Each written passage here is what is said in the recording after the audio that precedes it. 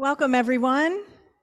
Good morning to those who have gathered here in the sanctuary on Rugby Road and to all who are joining us online today. As we come together for worship, we begin with a musical prelude from John Mayhood.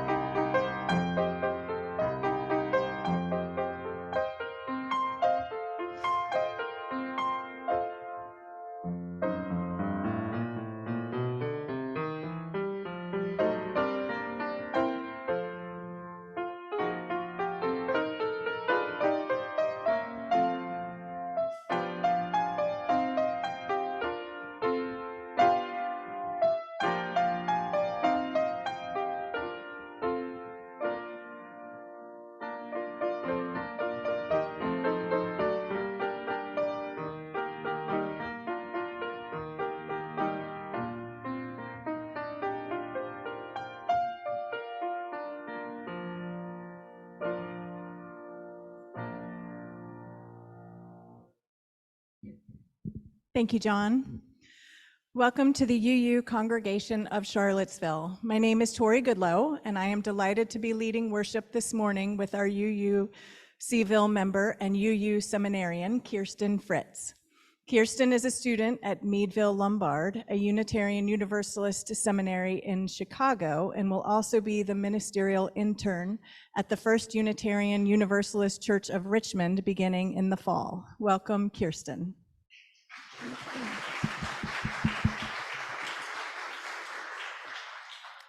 This sanctuary was built over 70 years ago on land that was the homeland of the Monacan people and that was once cared for by enslaved people from Africa and their descendants.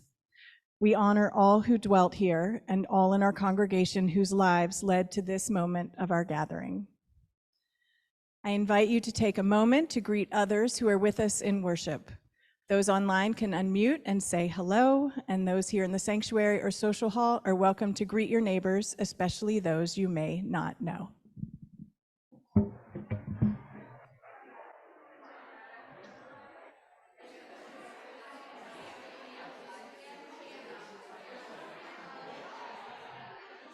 Hey, everybody.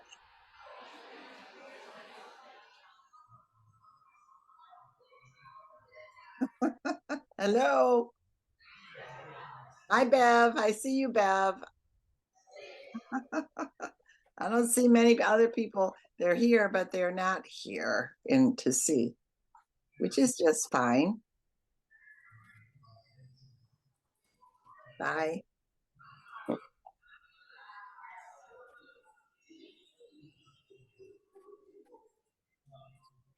Glad to be anywhere. It already just, I looked at Elton John's only 76. He's a spring chicken still. Yeah. He said he's decided to stop touring because he and his husband have adopted 2 children. Yeah.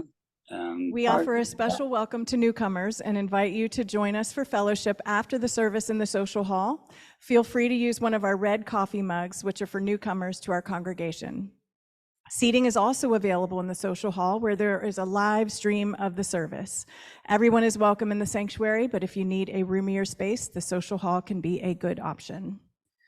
Many thanks to all the folks helping us share worship both here and online. our greeters, ushers, and hospitality and logistics team, and special thanks to our AV tech, Rachel Buckland, supporting the dual platform worship both online and here on Rugby Road. Now, here to greet you from your Board of Trustees is Haley Owens. Thank you. Good morning, everyone. Okay, I gathered my thoughts. Hold on, here we go. Otherwise, it's going to go on too long. Oh my gosh, it feels so good to welcome you here this morning. My name is Haley Owens, and I am your board secretary. And yesterday, I think it was 28 others from our congregation returned from our week-long trip to Jonesville, Virginia, doing home repair for the Appalachian Service Project. So I'm sporting my gear. All right. All right, give your hand a raise if you were directly participating this year. I see Nora over here. Okay, what about if you're a parent of somebody who participated this year? Yes, keep them up. What about if you participated in previous years? What if you're a mentor to youth who went this year? I see some mentors in there. Oh, there's so much. It was so much community involvement. And I also know there's people here who donate a lot of time, food, cooking, skill, cars. We really just had an amazing experience. So Jonesville is in the southwest tip of Virginia, and I'd never been there before, but it's just beautiful coal country. We saw a lot of mountains, coal. It was an incredible place spatially. And if you've ever read or heard about the book Demon Copperhead, this is a place where the book actually took place in Lee County. So our UU group was big enough that we worked at 4 different sites. We had folks who were digging holes through rock and concrete. We had people who were fighting wasps, or waspers, as the kids at our site called them, as we removed siding. And we had a group who was doggedly removing and reinstalling toilets as they repaired rotting floor joists in a family's 1 bathroom. So this, of course, the big part of this work is doing the projects, but this year it really became apparent to me how much this work is about forming relationships with each other and the families that we were serving. And boy, I am so, so proud to see how the group bonded with each other. The kids on our sites, the animals, the other groups at the center, and especially as an adult, forming relationships with the other adults and also with the youth. It's really amazing. And I couldn't believe over the course of the week how quickly my mindset just shifted to be honed into the well-being of others. And so this is really the gift that I'm bringing back with me. And I hope to continue to foster. It's just really centering relationships over the day-to-day work of production and that kind of thing. So there are so many thank yous in order. And first and foremost, Beth Yeager Landis, and yes, who's back there, and Larry Molis for organizing this trip. We hadn't been in 3 years as a group, and you couldn't tell because it was so seamless and people were having a good time. So you know that's because of good organization. And then it was also a real treat because one of our very own, Julia Landis, was actually the center director for the center that we're in, and she's the year-long fellow. So it was just amazing to see her really rocking her job and bringing that inner faith to what is a Christian organization. The adult leaders that went, Jen Davis, Neil Walters, Ed Spellman, Caroline Landis, Carly Molis, Nathan Van Hooser, and Fritz Hudson, they gave a week of their summer. They gave so much heart, patience, and sweat. It was wonderful to have them. And then all of those who helped us prepare for this trip, and just a few names, Margaret and Michael Gorman, our fundraisers and other fundraisers, our snack coordinator, Karen Molis, and so many who gave snacks. And then those who let us borrow their vehicles, MJ, the Chalea family, the Van Hosers, the Gills, and Jen Davis. So we hope to share more stories and photographs, because there's a lot of good ones. Just if you have any questions or want a quick story after this, come see me after the service. Thank you.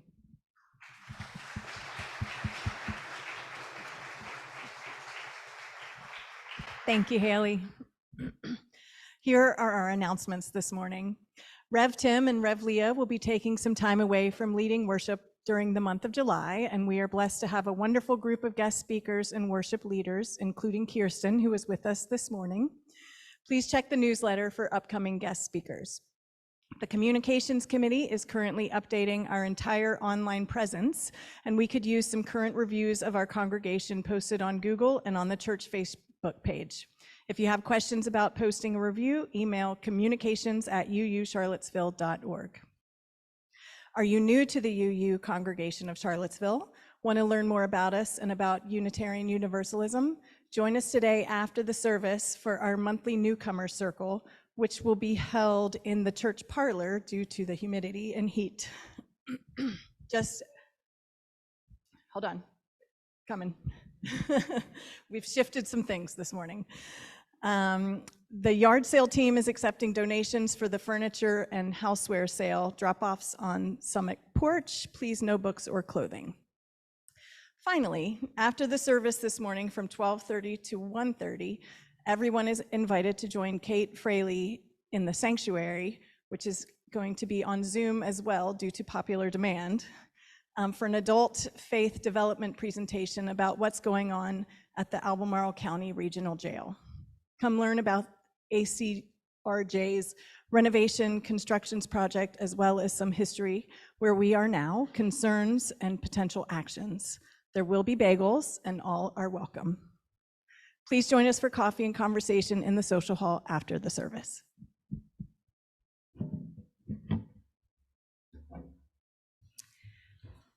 Come, let us enter this space of hope and community. Come, let us enter this space with our sorrows, our joys, our passions, and compassion. Come, let us enter this space with the stories of our ancestors, for their strength and wisdom beats in our hearts. Come into this space, present the beloved companions who move beside us. Come into this space, mindful that together we are building a future for other generations. Come into this space and let us worship.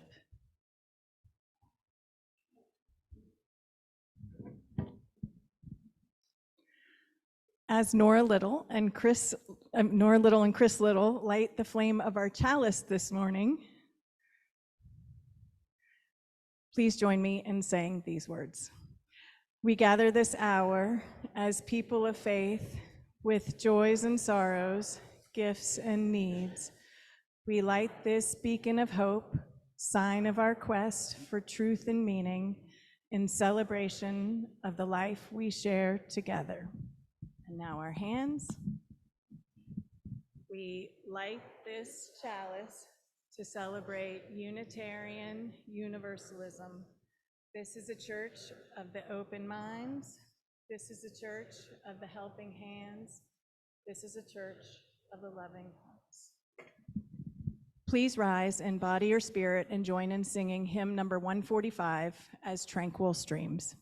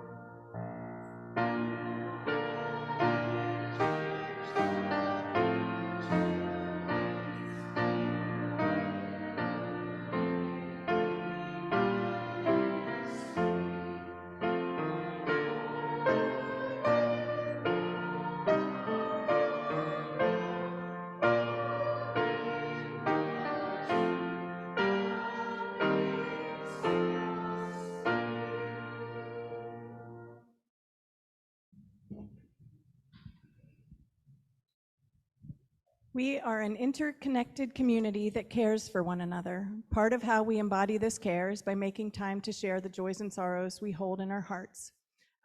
We hold these and all the joys and sorrows that remain unspoken but deep in our hearts. This community offers its love and support to what is closest to our hearts. Another way we show our care for one another is in sharing our financial gifts with our community and our congregation. Our social action collection for the month of June is for the Buck Squad, whose mission is to reduce gun violence in Charlottesville through violence interruption. The Buck Squad organizes weekly patrols as they canvass high-risk, that's my spot,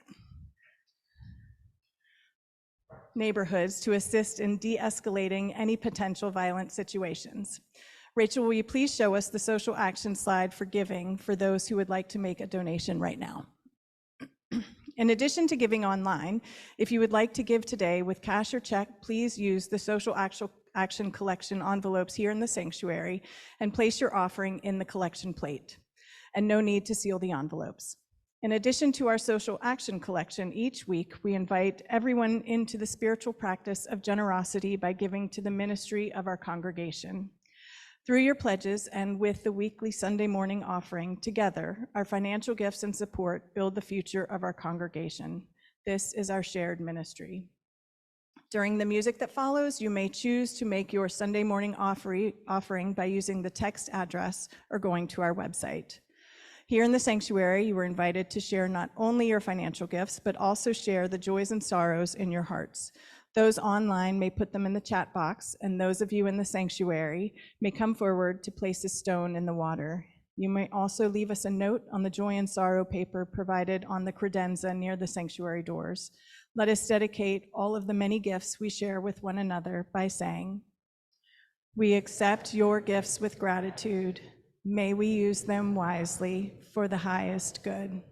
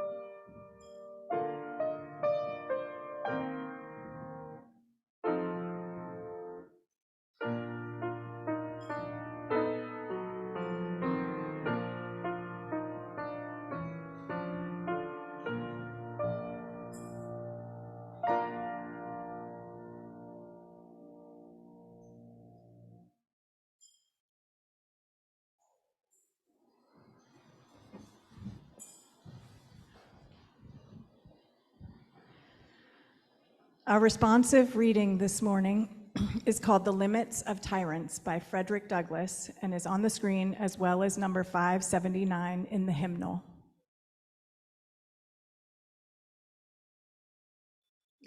Those who profess to favor freedom and yet deprecate agitation are people who want crops without plowing up the ground.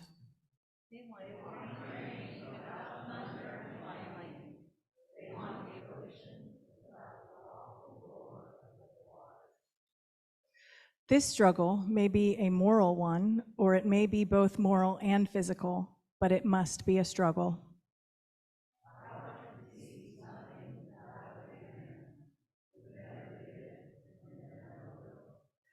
Find out what people will submit to, and you have found out the exact amount of injustice which will be imposed upon them.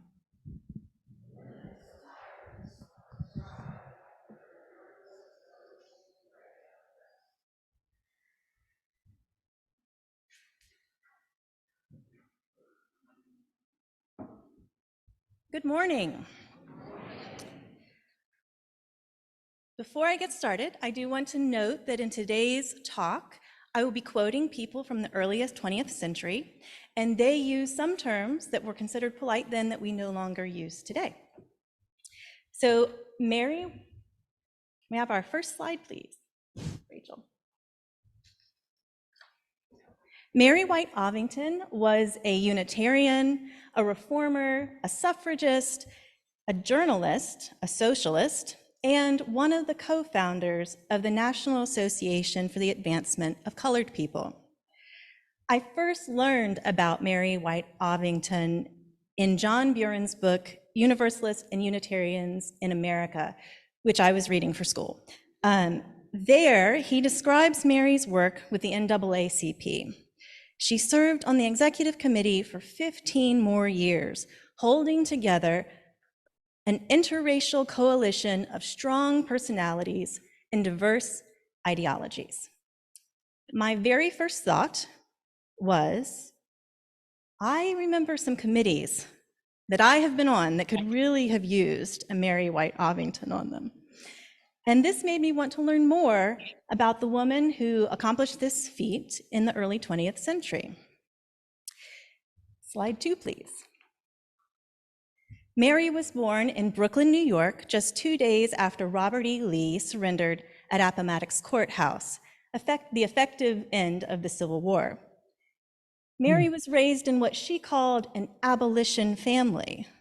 This was such an important part of her family identity that in the beginning of one of her memoirs, called Black and White Sat Down Together, The Reminiscence of an NAACP Founder, she cites her family's abolitionist credentials through the Unitarian churches that they attended.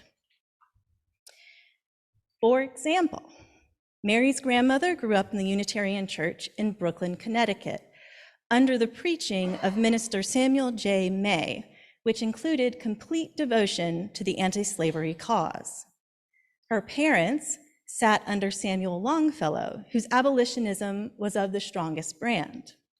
And Mary was raised in the Second Unitarian Church of Brooklyn, New York, which is pictured here, under the minister John White Chadwick, who, quote, was always a radical on the Negro question, end quote, and shared the pulpit with a variety of activist speakers. Mary says that being sensitive, this abolition teaching made a deep impression upon me.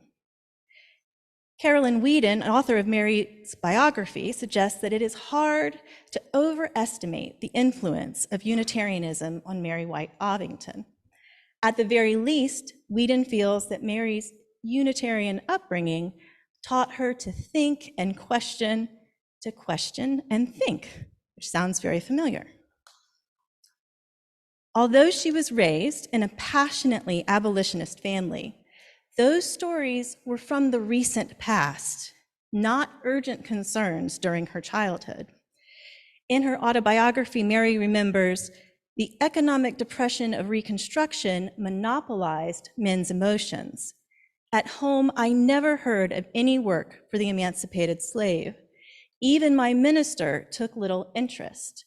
Slavery was ended. That was the great point. Her family took pride in their abolitionist roots, but they did not have personal relationships with Black families. For them, the abolition movement had won. End of story. So any understanding that Mary had about the lives and experiences of Black people came from stories she read about heroic figures such as Harriet Tubman, Frederick Douglass, Box Brown, and Anthony Burns. The importance of stories for expanding knowledge and consciousness is a theme that reoccurs throughout Mary's life. Mary went to college at the Harvard Annex, later called Radcliffe College, but she left school early when her father could no longer support her. After school, she was hired as a registrar at Brooklyn's Pratt Institute. The head of the institute asked Mary to assess a model tenement to see if it would be a good fit for settlement work. The settlement movement was a reformist social movement that began in the 1880s. Its goal was to bring the rich and poor of society together. They established settlement houses in poor white urban areas where middle-class volunteers would settle to help alleviate the poverty of their low-income neighbors. Settlements provided services such as daycare, English classes, and healthcare, and some still exist today. During her first tour of that tenement, Mary learned, quote, of conditions in our city of which I was utterly ignorant. I felt humiliated. She was embarrassed that she did not know what was happening to the human beings in her own city. For the rest of her life, Mary strove to share this type of insider knowledge with others to broaden the understanding of her peers. This experience led Mary to take a job at the Greenpoint Settlement in northern Brooklyn. Slide 3. Mary's awareness of racial issues opened gradually as she encountered some of her literary heroes, such as Frederick Douglass, pictured here. In 1903, Mary heard Booker T. Washington speak at the Social Reform Club in Manhattan. Quote, I learned that there was a Negro problem in my city. I had honestly never thought of it, that he suffered more from poverty, from segregation, from prejudice than any other race in the city was a new idea to me, end quote. That same year, Mary read W.E.B. Du Bois's book, The Souls of Black Folk, and began corresponding with him. Once she knew there was a problem, she wanted to learn more, to understand.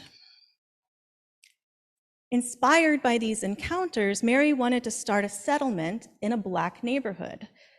The leaders of the Greenwich House settlement were interested, but they wanted more information. They commissioned Mary to do a study of the status of Blacks in New York City. To gather information for her study, Mary got letters of introduction from Washington and Du Bois. She interviewed Black businessmen and professionals from social service organizations, nurses, and clergy. In 1911, Mary published the results of her study in a book titled Half a Man, The Status of the Negro in New York. Next slide, please. In the early 1900s, there were a number of anti-Black riots in cities like New York, Evansville, Atlanta, and Springfield. As the home of Abraham Lincoln, the race riots in Springfield garnered extensive press coverage and shocked the nation. Mary White Ovington claimed that the Springfield riots were the immediate cause for the formation of the National Association for the Advancement of Colored People. After reading an article about the riots, Mary asked the author, William English Walling, to meet with her to discuss the issue. They decided to hold a conference to discuss, quote, the Negro status in the United States, end quote. They issued what they called the call and had it signed by people of national reputation for publicity. At that first conference, they adopted a platform that was radical for its time. It had 4 points: abolition of all forced segregation, equal education advantages for colored and white, enfranchisement of the Negro, and enforcement of the 14th and 15th Amendments.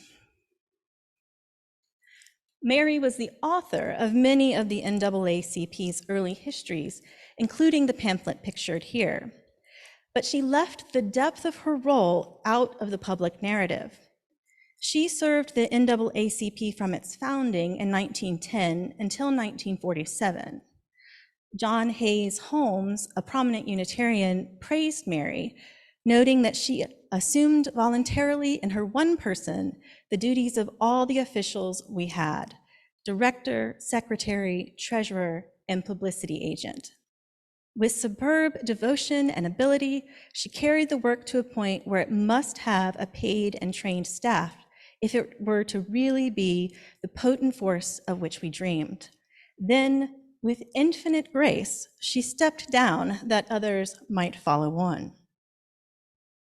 Next slide, please. Behind the scenes at the NAACP, Mary recruited friends like W.E.B. Du Bois to serve on the board. She smoothed ruffled egos and mediated between strong personalities. So how did she do it? Her NAACP colleague, Walter White, implied that some of Mary's effectiveness came from her ability to be both unassuming and disarming. Quote, "Her delicately pale blue eyes, her placid and sensitive face, and her beautifully tailored pastel clothes leave breathless and defenseless those who meet her for the first time." It's quite a quote. Her biographer, Carolyn Whedon, thinks that Mary used her lack of prominence strategically to get the real work done. In 1911, continued racial violence across the United States led the NAACP to start a campaign against lynching. So Mary is the top, she's the 4th person over. This is one of the flags that they raised that they put outside their building to raise awareness about lynching. And then she's the 2nd person down here. The NAACP's commitment to integration became even more critical when President Woodrow Wilson allowed the segregation of the federal government in 1912. This early commitment to integration also sheds light on Mary's falling out with W.E.B. Du Bois in 1934, after 30 years of close friendship. In the early 1930s, Du Bois began calling for voluntary Black segregation, but Mary, influenced by her work in the settlement movement, was adamant that the NAACP stay focused on the goal of integration. Next slide, please. Much of Mary's work was relational: meetings, correspondence, organizing, and interviews. As a journalist, Mary wanted to write about things that took shape in the world, mostly reporting on the accomplishments that she witnessed and the people she met. She claimed that seeds from conversations inspired much of her fiction. Her fiction explored her perceptions of the Black experience. Mary believed so strongly that Black people, especially children, needed to see themselves in literature that she tried to fill that void. In the preface of her novel Hazel, she explains, "I have thought for some time that the colored children in the United States might also like to have their intimate books telling of happenings that were like their own. So out of my years of experience among these small friends, I have written this story." Publishers did not think that her first book, Hazel, would sell, but Mary believed in it and published it herself. After Hazel, this middle-class white woman went on to produce and edit some of the first literary anthologies published for Black children. For me, there is tension here between appropriation and appreciation. On one hand, Mary's choice to write Black-centered literature herself is slightly presumptive and paternalistic. On the other hand, her privileged access to publishers and funding allowed her to champion better representation. Next slide, please. In 1947, at age 82, Mary resigned from the NAACP board after 38 years of service due to health concerns. That same year, she published her autobiographical history of the NAACP, entitled "The Walls Came Tumbling Down."